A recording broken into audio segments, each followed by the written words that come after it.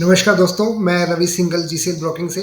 आज हम बात करेंगे कि ईएलएसएस क्या होता है, क्या हम इसमें पैसा लगाना चाहिए, गवर्नमेंट के इसमें टैक्स की नॉर्म्स क्या हैं और भी बहुत सारी जानकारियां हम आज ईएलएसएस के बारे में आपसे साझा करेंगे। तो सबसे पहले बात करेंगे कि ईएलएसएस होता क्या है। जैसे दोस्तों, गवर्नमेंट अलग-अलग स्कीम्स निकालती है सेविंग को प्रमोट करने के लिए। जैसे आप 5 साल की एफडी कराते हैं तो उस पे आपको टैक्स बेनिफिट मिलते हैं। इसी तरह से आप मान लीजिए एलआईसी का कोई प्लान लेते हैं 10, 12, 15 सालों का, तो उस पे भी आपको टैक्स बेनिफिट मिलते हैं। सिमिलरली इक्विटी मार्केट के अंदर आप 5 सालों के लिए, 3 सालों के लिए पैसा लगाते हैं, तो उसमें भी टैक्स बेनिफिट है।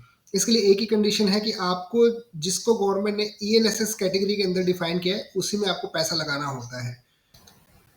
गवर्नमेंट की जो 80C का जो क्लॉज है सेविंग का, उसके अंदर आप 1.5 लाख तक की छूट कर सकते हैं, जिसमें कि आप जैसे बच्चों की ट्यूशन फी पे करते हैं, चाहे आपने कोई एलआईसी का प्लान ले रखा है, इसी तरह से और भी बहुत सारे प्रोडक्ट इसके अंदर आते हैं। सब मिलाकर आप टोटल 1.5 लाख तक का छूट ले सकते हैं। इसी तरह से ईएलएसएस के अंदर भी आप अगर इन्वेस्ट करते हैं तो 80C के तहत आप उसमें छूट ले सकते हैं। चलिए दोस्तों, समझते हैं ये काम किस तरह से करता है। जिस तरह से बाकी म्यूचुअल फंड में आपका पूरा पैसा इक्विटी मार्केट में लगाया जाता है, सिमिलरली इस ईएलएसएस कैटेगरी के अंदर भी आपका पूरा पैसा इक्विटी मार्केट में लगाया जाता है। सिर्फ एक ही डिफरेंस दोस्तों इसमें आता है कि इसमें आपका पैसा 3 साल के लिए लॉक कर दिया जाता है। इसका मतलब अगर आप 3 साल से पहले पैसा निकालना चाहेंगे तो उस पैसे को आप नहीं विड्रॉ कर सकते। चलिए दोस्तों, अब टैक्स की बात करते हैं। जैसे मैंने आपको बताया कि ईएलएसएस के अंदर आप 1.5 लाख तक की छूट ले सकते हैं और 50,000 तक का टैक्स इसमें आप बचा सकते हैं।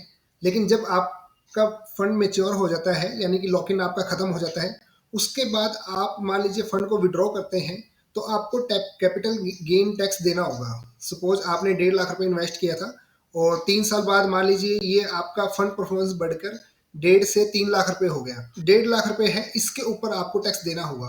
अब बात करते हैं टैक्स देना कितना होगा। सपोज आपने 1.5 लाख रुपए लगाया था और ये 3 लाख हो गया, तो पहले 1 लाख रुपए तक आपको दोस्तों कोई टैक्स नहीं देना। जो बचे हुए 50,000 के अमाउंट है, केवल उस पर ही आपको टैक्स देना होता है, और वो भी 10% गवर्नमेंट ने इसके लिए डिसाइड किया है। चलिए बात करते हैं कि कैसे पहचानेंगे कि ये वाला म्यूचुअल फंड ईएलएसएस कैटेगरी में आता है कि नहीं। दोस्तों, जनरली जो टैक्स सेवर फंड्स हैं उनके नाम में आपको टैक्स सेवर लिखा हुआ मिल जाएगा। अगर नहीं होता तो उस केस में आप इसकी कैटेगरी चेक कर सकते हैं। कैटेगरी के अंदर ईएलएसएस करके मेंशन होता है, जिससे कि आप पहचान सकते हैं कि ये टैक्स सेवर कैटेगरी के अंदर आता है। तो धन्यवाद दोस्तों हमसे जुड़ने के लिए और इस वीडियो को पूरा वॉच करने के लिए। आगे भी हमारे साथ जुड़े रहिए, इस तरह की जानकारियां हम आपके साथ में आगे भी साझा करते रहेंगे। बहुत बहुत धन्यवाद।